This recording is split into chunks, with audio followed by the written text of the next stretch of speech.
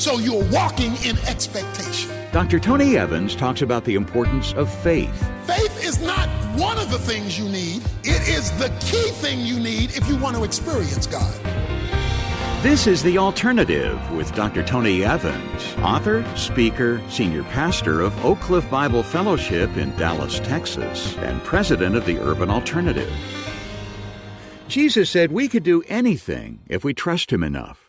But that can be hard when the problems and pressures of life keep piling up. Well, Dr. Evans has some encouragement for you today as he takes us to Hebrews chapter 11 for today's lesson. Let's join him. Verse 1. Now faith is the assurance of things hoped for, the conviction of things not seen. Read that again. Now faith is the assurance of things hoped for, the conviction of things not seen.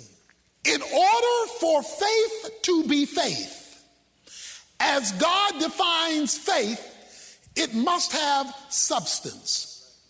Faith involves things. It involves stuff.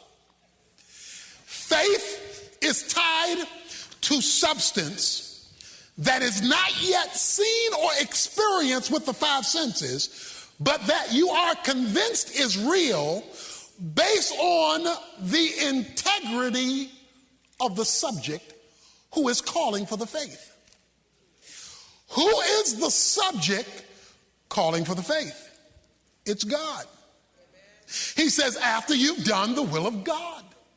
Hebrews 11 verse 6 says, without faith, it is impossible to please God. Don't miss this one. Faith is not one of the things you need. It is the key thing you need if you want to experience God. Why is God getting all upset about whether I have faith or not? Without faith, you have challenged the integrity of God.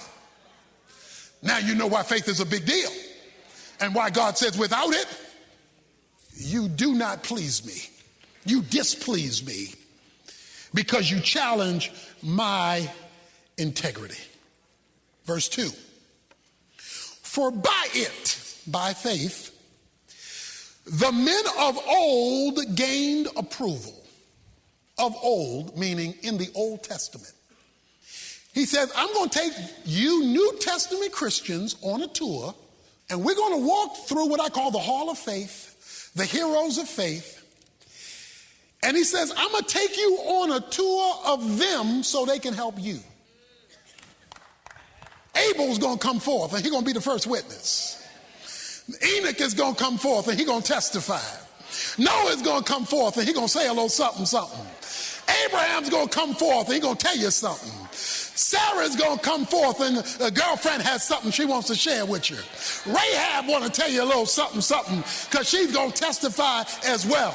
David's going to give a testimony. Joseph's going to give a testimony. The patriarch's going to give a testimony.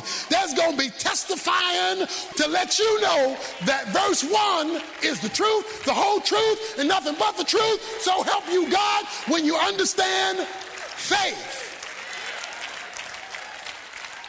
He says, I got some testifying to do. In Canton, Ohio, they have the Football Hall of Fame. These are where the football greats, those who exceeded and excelled, their busts are there for them to be remembered. God says, this is my hall of faith. This is my Canton, Ohio. Hebrews chapter 11. These are the men and women who demonstrate that this faith thing works. You don't get your graduation certificate when you enroll in college. You don't get it upon enrollment. You get it upon fulfilling the requirements. That's why the end of chapter 10 says, and when you have completed the will of God. See, because some of us are in college for 20 years because we've not completed the course we've been called on. So we've not received the approval of graduation, the validation and vindication of a life of faith. We pick and choose when we want to believe God. We believe God on the things we like. We disregard him on the things we don't like. And so we're not living by faith. We are cherry picking by faith.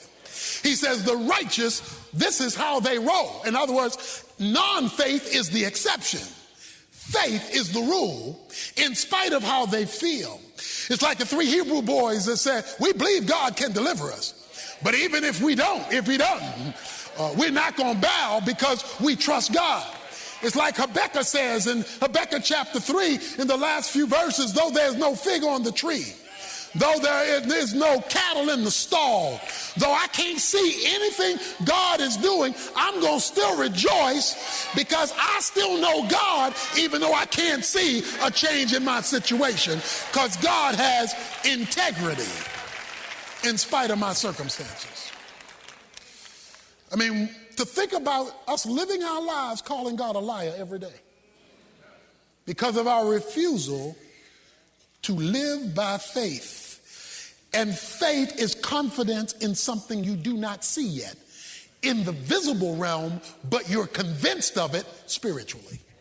You're convinced of it spiritually, although it hasn't been seen physically yet. So you're walking in expectation. One other thing before we go on to our final point. There's some strange people in this list in Hebrews 11. There's some folk in this list that if we were making the list, wouldn't have made the list. You got a prostitute in this list. You got a liar in this list. You got a murderer in this list. You got a passive man in this list. You got a lady who laughed in the face of God in this list. You got some messed up people who made the list. Oh, that ought to be some good news to somebody. Even though you walk through this door, toe up from the flow up, even though you walk through this door of spiritual failure, if you right now will begin to live by faith, God still will let you make a list.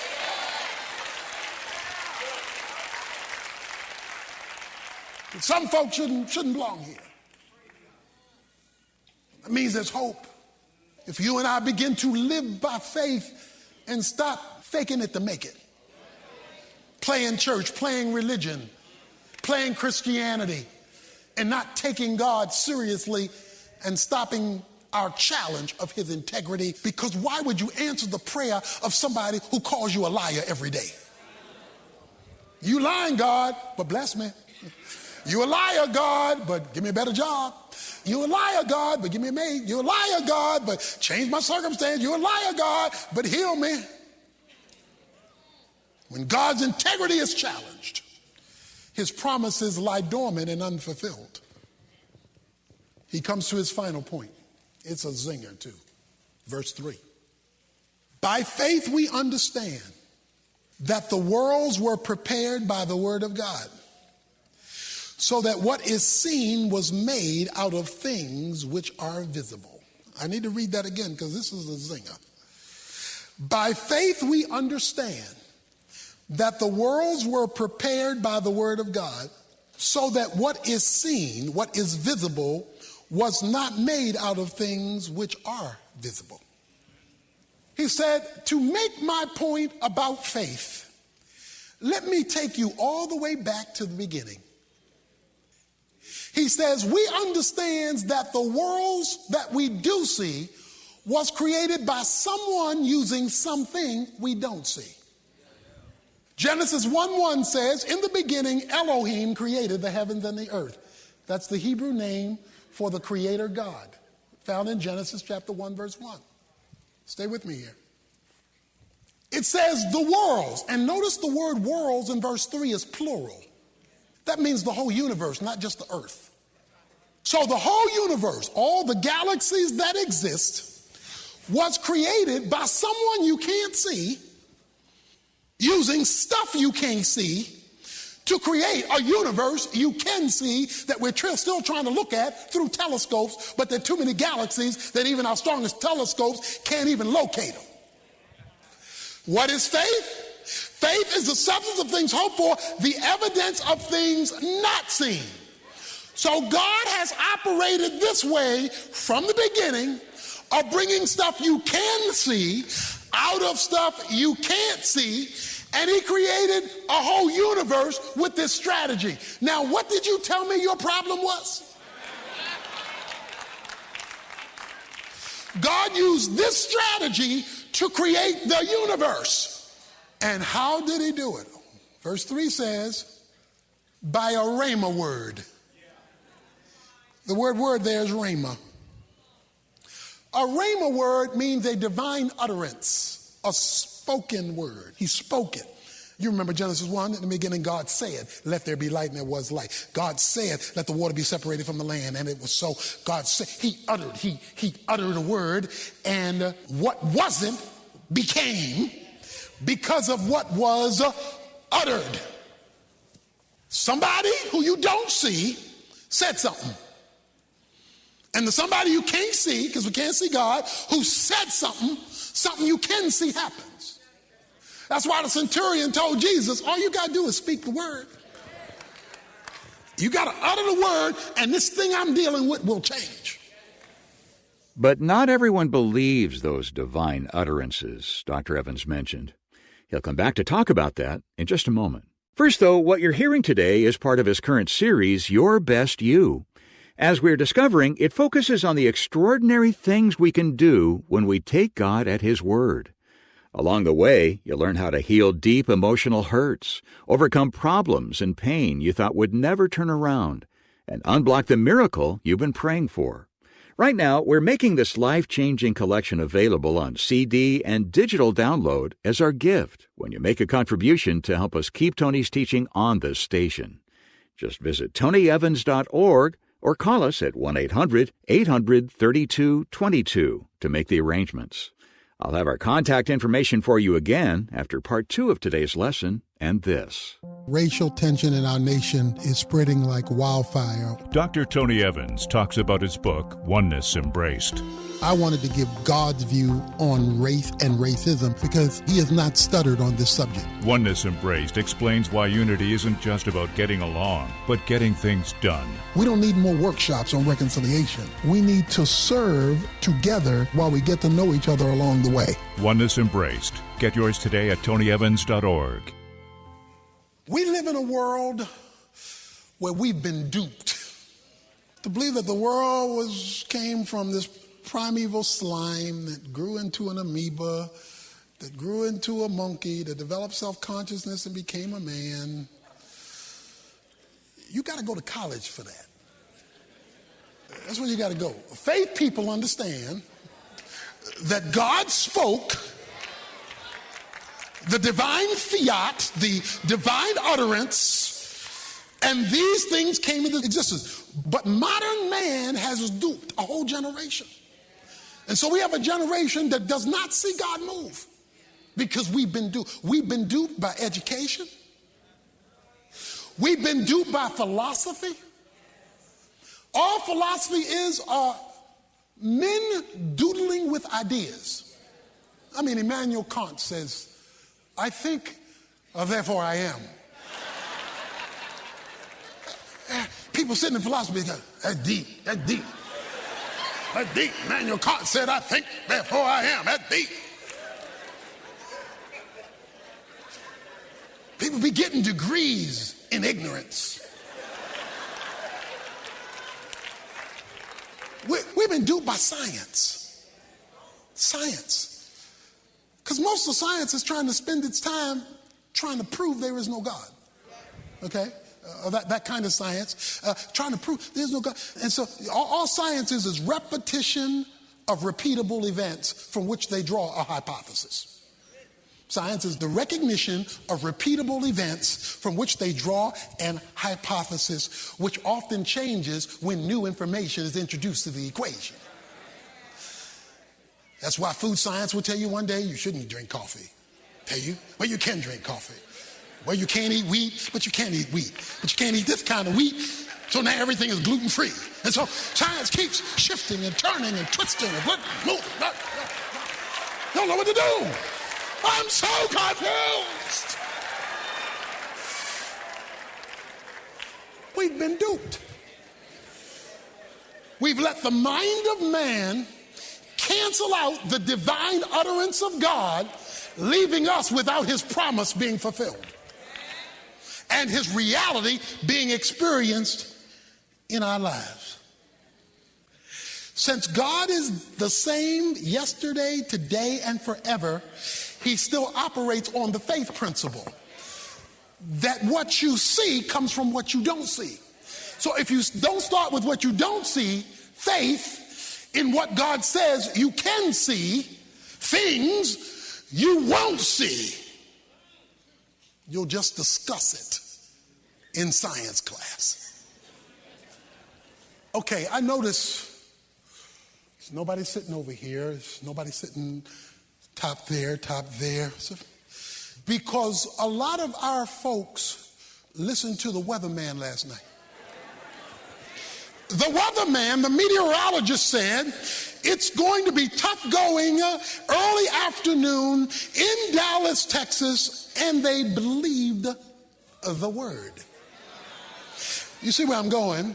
Because they believed the word, they acted on the word that they believed, and therefore they decided to worship at home, and they decided to do it because they believed the word.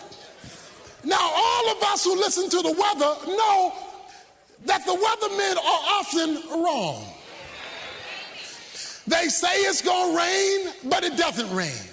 They say it's going to be cold, but it's nicer than the temperature they predicted. So they're sometimes hot and sometimes cold, no pun intended. The weatherman is sometimes right and sometimes wrong, but we tune in nightly to their word because their word will determine, do we take an umbrella? Do we not take an umbrella? Do we pick up a coat or do we not pick up a coat? Do I need a jacket or do I not need a jacket? Do I need a rain hat? Do I not take a rain hat? And we make those decisions on the word of a man who sometimes is right and sometimes is wrong, but we trust his word.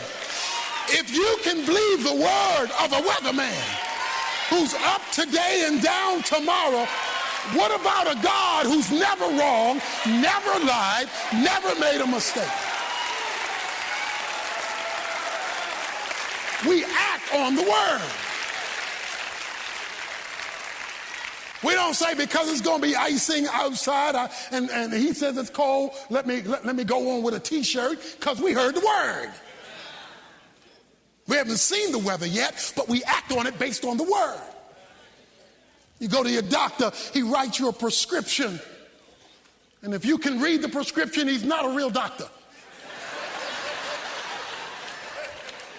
A prescription you don't understand from a man you trust.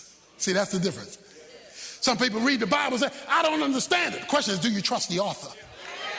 Even though I don't understand it, do I trust it? And even if I can read it, I don't know what it means. Some people read the Bible. I don't understand it. I don't know what it means, but I know who wrote it. And because I believe the one who wrote it has integrity, I'm going to take it to the pharmacy. I'm going to get it fulfilled.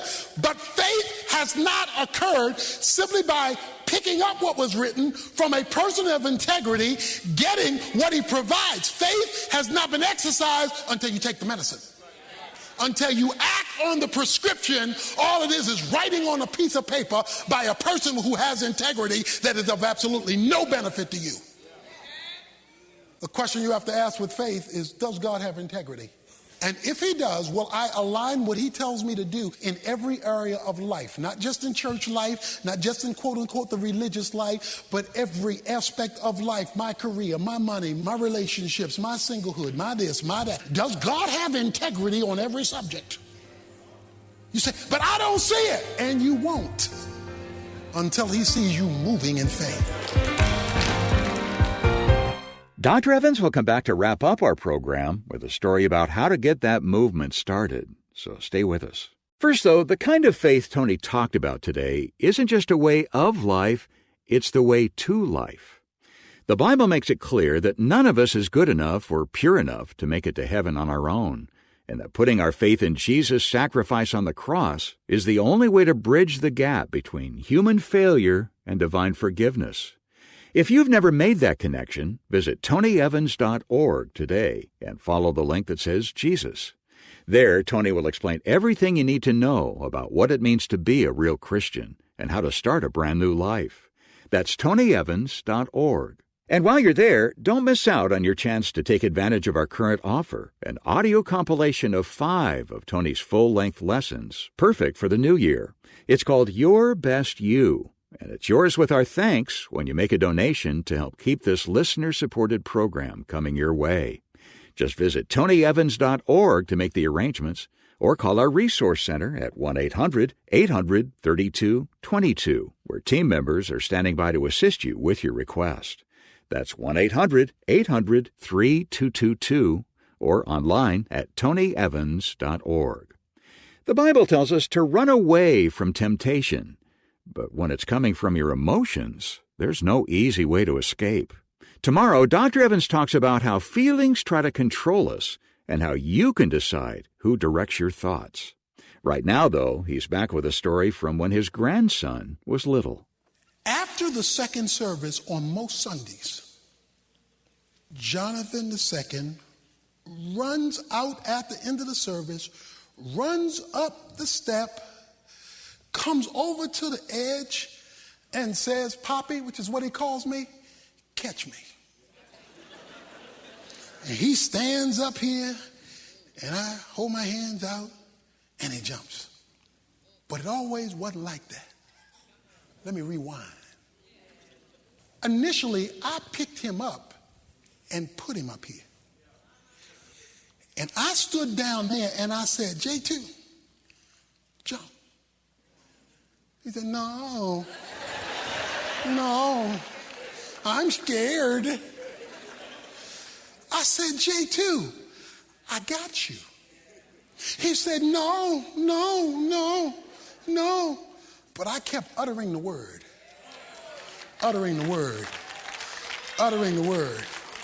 The problem is he wasn't believing the word because he was not confident in my integrity. He was not convinced I either had the will or the ability to catch him. But after pounding him with the word over and over, "J2 jump, J2 jump, J2 jump, J2 jump, J2 jump," pounding him with the word, he came over to the edge. I said, "Jump, J2. He said, "Come closer." You're too far. But when he asked me to draw near, when he called on me to draw near, I came a little bit closer and I drew a little bit nearer because I knew the closer I got, the more confident he would have. And so I said, "J2, jump." He lifted up one leg but kept the other leg down. He wasn't fully comfortable. And so he didn't jump. He just kind of typically leaned forward so that I could grab him. I put him back up there. I said, "J2, jump." This time he went up a little higher. "J2, jump." He went even higher. Now at the end of the church, he runs out here and says, "Catch me. I'm jumping." Sometimes he jumps before I even put out my hand because he's learned to believe in my integrity. He believes that Poppy is not going to drop him, it's not going to let him down, it's not going to fall on his face. And once he becomes convinced that he can trust me, he now invites the opportunity to have faith. God wants you to trust his integrity so you can say to him, "Catch me in this situation. Catch me in this circumstance because I have learned to trust you. I have learned that my God has integrity." The Alternative with Dr. Tony Evans is brought to you by the Urban Alternative and is made possible by the generous contributions of listeners like you.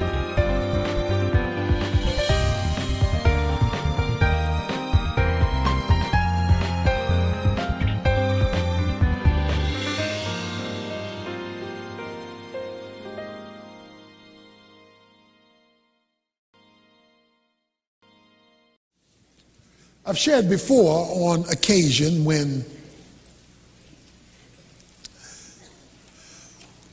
my youngest son Jonathan was 11 or 12 years old and came to my office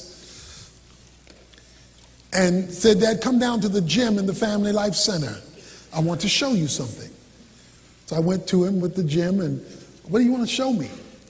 He says, "I want you to see me dunk the basketball." I said, "That's interesting." So he got the basketball, dribbled it a few times, and grabbed it, ran up, and 11, 12 years old, dunked the basketball. Very impressive, except for one thing. He had gotten the custodian to lower the goal. In other words, he lowered the standard and made a dunk. I got the custodian to raise the standard to what its position ought to be and tell him, "Okay, I see what you did, but the idea is to get to 10 feet, not to make 10 feet 6 feet. To rise and raise to the standard."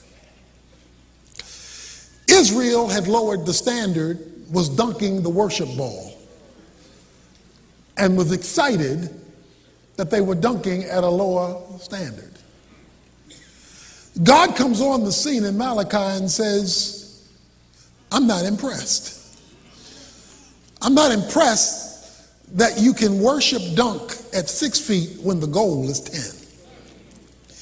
He says in verse 11, "I'm a great king.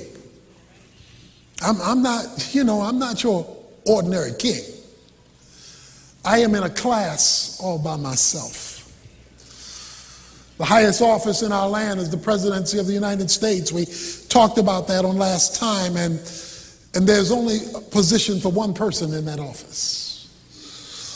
God says there's only a place for one God in this universe, and you are not he. I am a great king. In fact, I am so great that one day all the nations of the earth are going to burn incense to me. And there will be comprehensive cosmic recognition. I am in a class all by myself. But in the meantime, I've chosen you, Israel," the book of Malachi, Israel, "to get a head start on everybody else in recognizing my greatness." The book of Malachi, as we continue to unfold it, is a book of questions and complaints.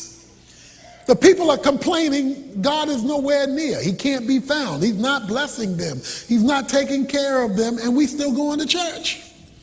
We still worshiping you, and you're not coming through for us. We don't get it. And God's complaint back is, the reason you're not seeing me is you're dunking at a lower standard. That is, you're not giving me what my name calls for.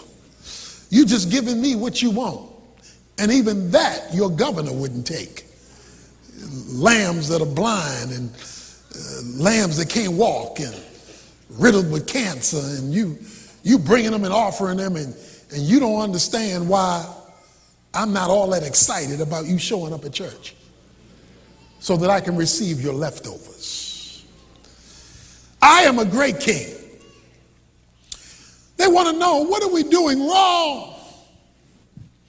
Well, in addition to the leftover worship that they were giving him, he says in verse 12, something that I want to focus on today.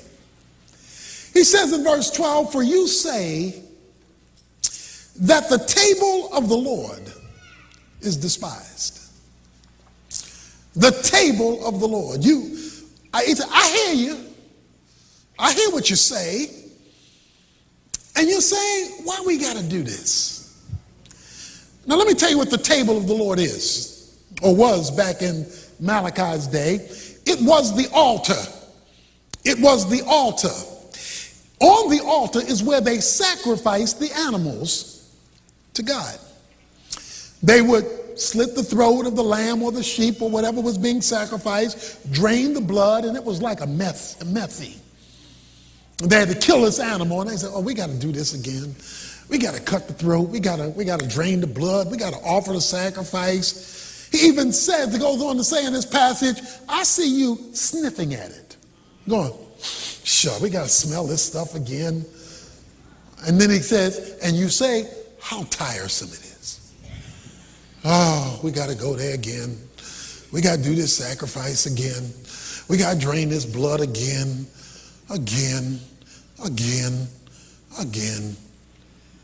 He says, I know what you're thinking. I know what you're saying, and I know how you feel. Why? Why is God upset, if I can use that word, at their complaint about the table, the altar? What was it about this table that they should not have been complaining about? In fact, they should have been excited about the table, but instead they were weary about the table. Let's talk a little theology for a moment. God is transcendent. Transcendence simply says that he sits outside of his creation. Now, he is involved with his creation. He's immanent, but he is transcendent. I mean, that's pretty spectacular that God is greater than the sum total of everything he's made. And he's made the universe, which is why when you get to heaven, it will take you an eternity to learn about him, because there is no end to him. Because he's greater than everything that we've made. And we can't even get to the end of our galaxy, more or less the whole universe. He is greater than the sum total of what he's made.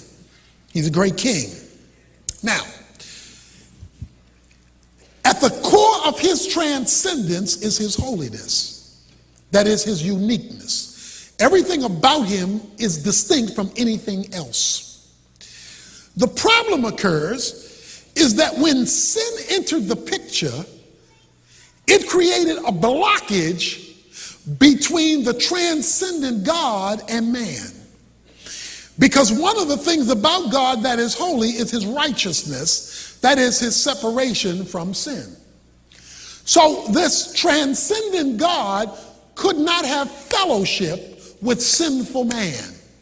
Going all the way back to Adam and Eve, and all the way forward, God's transcendent righteousness could not interact in a meaningful way with sinful men, because guess what? He does not lower the standard. He can't. It would be against his character to lower the standard. So what God did was come up with a way where sinful men could remake contact with him. And the way he did it was by setting up in the Old Testament a sacrificial system. And the goal of the sacrificial system was to create a substitute. Because sin had to be addressed, but because God loved man, he came up with a way to address it by creating a substitutional sacrificial system where you could offer an animal on behalf of the people, and the death of the animal would serve as a temporary solution to the blockage between transcendent, righteous, holy God and sinful man. Now, the reason that that sacrificial system was critical was because it freed God up to bring to people the provisions of his covenant. Now, you got to stay with me here. We're going somewhere. Now, I can't get into the covenant today. The covenant comes in next week's sermon. So y'all come back now, you hear? You'll see the word covenant in chapter 2 repeated. So we won't get into that, but I will just introduce it by saying this. I mentioned it last week, Deuteronomy 29:9. Covenants are designed to bring blessings. Okay? So a covenant is an arrangement through which God flows to bring you what God has planned for you. That's a covenant. And everybody wants to be blessed, but here's the problem. Everybody wants to be blessed without necessarily being under the covenant. All right? So stay with me. God made a covenant, an agreement, an arrangement with Israel, and it was a covenant of blessing. But God could not fulfill what he wanted to fulfill unless he dealt with the problem of sin. Because he was transcendent and holy and righteous, and man was sinful, so he set up a system to temporarily deal with sin. I call it, the Old Testament, the layaway plan. Okay? Because it only provided a temporary payment. It wasn't a permanent payment. The payment had to go on all the time. The big day was the Day of Atonement, when they would take a goat and they would kill the goat, and then the priest would come and lay his hands on the second goat, called the scapegoat, and then they would take the scapegoat out the nation to signify the sins of the nation were being removed, so God would be free to operate within his covenant for Israel. Sometimes the scapegoat would wander back in camp, so they get a little shepherd boy to take it out and push it off the cliff. The Greek word for that is apolutrosis, pushed off, never to show up again. All right? So they had to go through this routine because of God's unique relationship through the crafting of a substitute in order to free God up to do for the people what God had promised to do. The book of Malachi is their complaint, and you'll see it come up because they got locust problems that won't go away. Their economy is in wreck. The families are in disaster. You know, in other words, America. They got all this stuff going wrong, and they want to know why God not blessing them, why God's not showing up for them, why God's not coming through for them. While they say the table of the Lord is despised. I'm tired of this. Well, what they did not understand was, if it weren't for the table, if it wasn't for the sacrificial system, you could have no contact with God. That the contact with God was tied to the table. And when there was no table, when there was no system operating that freed the transcendent God from interacting imminently with sinful man, that you would now be subject to the consequences, watch this, of the absence of God from your life and from your nation. So when they remove themselves from the table or despise the table by lowering the standards, that allowed, as you'll see referred to a number of times in the book, the curse to come. That is, the negative repercussions of sinful men having a blockage that's not linking them to God. He says, you're tired of something that's the source of your life. You're tired of something that's keeping you in contact with me. You're tired of something that's keeping the covenant on your behalf. You're tired of something that's keeping the curse away. You're tired of something that is responsible for the blessing to flow. You should be excited every time you have to do this nasty job, because this nasty job is the way you're going to be delivered, preserved, healed, freed. This nasty job is the thing that keeps me linked to you, because I can't lower my standard, but I can accept the substitute. I will accept the substitute, but I can't change the rules of the game. That's the covenant. So he's there saying, I am a great king. You should be excited. I know you don't like it. I know it's bloody. I know, it doesn't smell good when the meat's cooking on the altar. I know there is inconvenience. But if you could ever see what this thing could do for you, if you took this table seriously, you wouldn't complain. You'd be hopscotching and flipping and jumping and jerking to get to that table, because that table was transforming in nature. Now, we now flip to the New Testament. The division in the Bible is between the Old Testament and the New Testament. Or let's put it another way. Between the Old Covenant and the New Covenant. The Bible is divided by covenants. That is, by arrangements that God has. He had an arrangement in the Old Testament, the Old Covenant, with Israel. He has an arrangement in the New Testament, the New Covenant, with the church. Both covenants have a table. So what you do is you filter Old Testament principle to New Testament theology teaching. So I want to use the Old Testament principle and take a trip to the New Testament table, because the principle is carried forth covenantally. That is the principle that it is the table that frees God up to move on your behalf. And it is the despising of the table that removes God from being able to move on your behalf. In other words, some of us aren't benefiting from the covenant because we have the same view as in Malachi about the table. Their view of the table was, I'm sick of this. God's view was, if you only knew what that table meant. You up there complaining about the thing that's designed to solve your problem, to bring you deliverance, and to give you victory. So let's turn our Bibles to 1 Corinthians chapter 10, and let's look at the table a little bit closer. And then we're going to look at it a little bit closer than that. 1 Corinthians chapter 10. The Bible says that the Old Testament was written for our example. It gives us a framework. Now, he says in 1 Corinthians chapter 10 these words. He says, beginning in verse 16, is not the cup of blessing which we bless a sharing in the blood of Christ? Is not the bread which we break a sharing in the body of Christ? He's talking about communion, and he says, when you break the bread, you share in the body. When you drink the cup, you share in the blood. There is a sharing of the person. Body and blood is the whole person.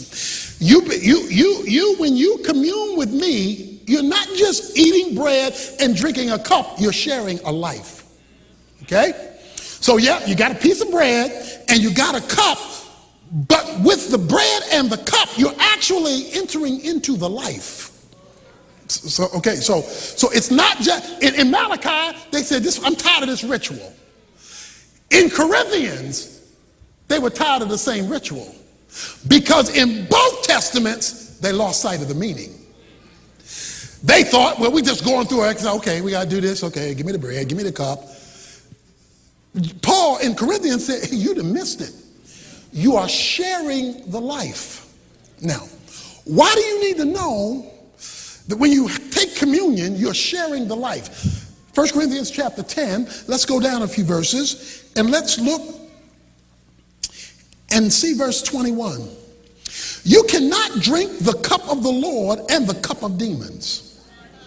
You cannot partake of, watch this, the table of the Lord and the table of demons. Oh, do you know what we just discovered? There are two tables. There are two tables. A table is a place where you eat. He says, the Lord has a table and demons have a table. He's writing to Christians. And he says, you Christians at Corinth are trying to eat at two tables. On Sunday, like in the Old Testament on Saturday, you come to the Lord's table, fussing and cussing. The table is tiring. But then you go out and you mix it up with the pagans and you go to another table. Because there are two tables. Remember, the purpose of the table is to share the life. Okay, watch this now. So the first thing you need to know is that in the New Testament church, there were demons. He says there are demons. Okay, there's the Lord, but there is this unseen power force called demons. You wrestle not against flesh and blood, but principalities, powers, and world forces that are demonic in nature, and they actually invite you to have dinner with them. Why do demons invite you to have dinner with them? So that they can share their life with you. Stick with me now. The Lord has a table, and we said the cup of blessing, the bread, the body, is to share the life. He says there are two tables there. The Lord offers you his table. Now, here's what you need to know. Many of the problems we have are not merely problems because of the problems, but because of the demonization of the problem. In other words, the problem is made worse because demons have adopted the problem. So you're not just battling the problem, you're battling the demonization of the problem, which is why the problem won't go away, because demons keep it coming back. You think the problem is only the problem when the problem is that at the table you happen to be sitting at, the liars of the demons have joined the problem, so the problem is in control by demonic influence. So to fix the problem, you can't just fix the problem, you've got to fix the demon's engagement with the problem. He says because at this table, demons are involved. It's not just the issue, it's the sharing of the life. What many Christians don't understand is that while you may eat at the Lord's table on Sunday, if you switch tables, you get to share the life of the demons. So we're actually battling the wrong problem. We're battling the things we see, not the demons that have entered into the things we see. So we're not battling the thing that we really need to get rid of. And that's why it either doesn't go away or it keeps coming back. Look, if you happen to see, I know you don't have this in your houses, but if you happen to see a roach, you stomp on a roach, it's gone, kinda. Because behind the wall are nieces, nephews, uncles, aunts, and cousins. Unless you get the Orkin man who gets behind what you see to deal with what you can't see, all you've done is temporarily resolve the problem that's going to return tomorrow. There are demons behind the wall. So just because you stomp on your issue today won't solve it, because there's a new replacement tomorrow, because you've not addressed the influence of the table because you shared the life. Okay? It is the sharing of the life that's the issue. It's not the eating of the bread or the drinking of the cup. He says we share his life with the bread and share his life with the cup. But wait a minute. I thought I'm already saved. If I'm already saved, I'm not already sharing his life? Well, yes and no. If you're married, you are sharing the life of somebody, and somebody is sharing your life because you are legally sharing it, because you got married. But we all know you can be both married and miserable. Some of you know what I'm talking about. You can be both married and miserable. In other words, you can have the legal sharing without the relational sharing. Now, when a couple is physically intimate, sexually intimate, they are now sharing life at another level. Okay? You are sharing life simply because you're married. That's legal sharing. But sexual intimacy is a sharing of life because you are sharing one another at a more intimate, intense level. Now, so you can be relationally connected without intimately connected. A lot of Christians are relationally, legally saved without being intimately connected with the sharing of Jesus' life. So, not to be crude here, but Jesus Christ is inviting you out of the kitchen into the bedroom to share his life at another level. Because these people are already saved, he's talking to, but he's telling them that there's this other table, and this other table wants to share their life with you too.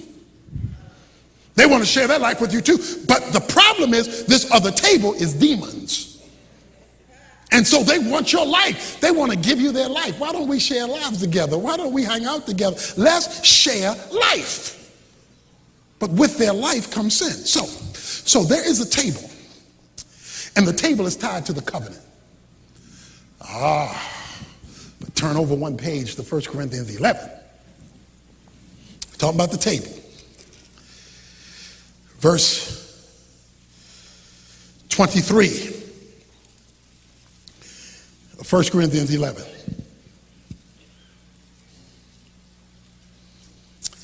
For I have received from the Lord that which I also delivered to you. That the Lord Jesus, in the night in which he was betrayed, took bread, and when he had given thanks, he broke it and said, "This is my body, which is for you. Do this in remembrance of me." And in the same way, he took the cup, and after supper said, "This cup is the new," here it is, "covenant in my blood. Do this as often as you drink it in remembrance of me." And then here's the whopper, verse 26. "For as often as you eat this bread and drink the cup, you proclaim the Lord's death till he comes." Now watch this.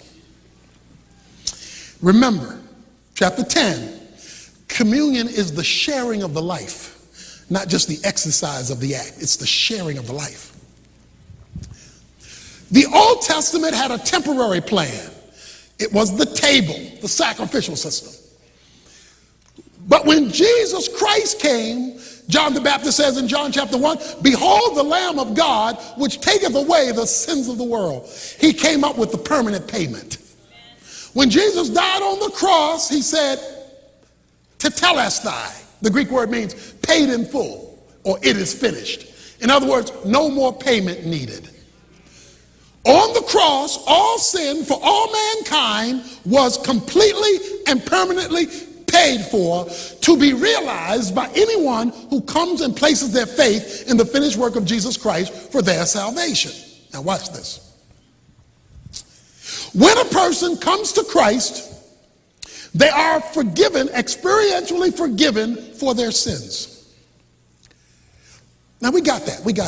If you're saved, you got that. Okay, I've been forgiven for my sins. But hell is still messing with me. Hell is still messing with me. And it messes with me in a lot of different ways. It messes with me with my money. It messes with me with my mind. It messes with me in health issues. It messes with me. And hell is, see, the problem is we see problems but don't see the hell attachment. You see? Well, we'll be up to our nose in debt, illegitimate debt, but not connected with demonic activity and money. We won't connect it. We don't connect hell with it. And hell doesn't want you to connect it with it, because then you might do something about it. As long as he can just make you stare at the problem and not see the hell connection, the table, that you're actually sharing a life's hell in the area of finance, or in the area of relationships, or in the area of sex, or in the area of, or whatever. If you don't see the spiritual, then you're going to miss how to deal with the thing you think is the real problem. He says on the cross, here it is now, on the cross, Colossians 2:15, you don't have to turn there, but Colossians 2:15 says that on the cross, Jesus defeated the devil and put him to open shame, it says, publicly disgraced him. In the spiritual realm, on the cross, not only were sins defeated, the devil was defeated. Okay? Now watch this. The devil was defeated. You and I no longer have to sit at his table, although we constantly get invitations to join him for dinner.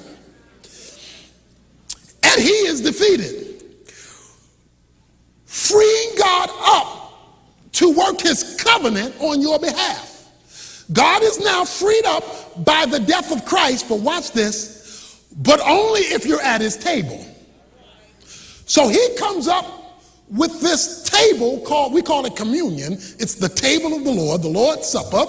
And here's what he says. Now, this is where all this is going. "This is my body," verse 24 says, "which is broken for you. Do this in remembrance of me." Now watch this.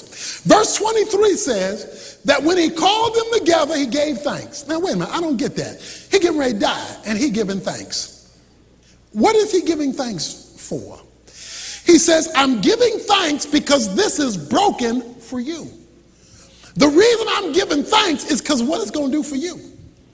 It's going to do something for you. That's why the communion is called the Eucharist, or the giving of thanks.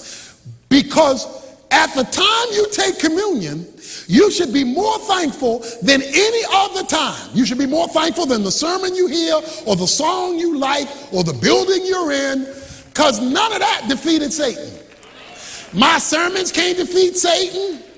These singers can't defeat Satan. They can teach, they can inspire, but they have no power in and of themselves. But communion, for which you really ought to give thanks for, is the thing that should send you through the gazoo. Why? Because of what he says in verse 26. For as often as you eat this bread and drink this cup, you proclaim the Lord's death until he comes. Proclaim his death to who? About what? What am I proclaiming? Okay, you give me the bread, you give me the cup, but it says you're doing more than taking the bread and cup. It says you're preaching a sermon. But I'm preaching a sermon to who? About what? Here's the good news of communion. Communion is not merely taking bread and drinking cup. It's sharing Christ's life. When you share Christ's life, you get to preach a sermon. To who? You get to preach a sermon to the demons. Because it's the demons that are your problem, because they got this competing table. Around communion, you get to say to hell or to the devil what you want to say to people. Go to hell. You literally have permission around the table to tell the demons and the devil to go to hell, because that's their home. You just tell them, go back home. In other words, communion is the place of covenantal authority. You won't get it in a sermon, you won't get it in a song, but you will get it at the Lord's table. Because he says, there you get to proclaim my death. What did my death do? Colossians 2:15. It put the devil under your feet. It defeated him. The reason he has more victory than he ought to have in our lives is we're not sharing Christ's life. We have legal marriage without intimate relationship. And he says the place you get that is at the table, which it says, that's why it says, and as often as you do it. He doesn't tell you how much to do it. Here it is, as often as you need it. See, that's it. So if the devil's busting you up weekly, you better take it weekly. See, people say, well, I take communion once a month. Well, look, if he's jacking you up, that's too big a gap to not have power. So he says, as often as you do this,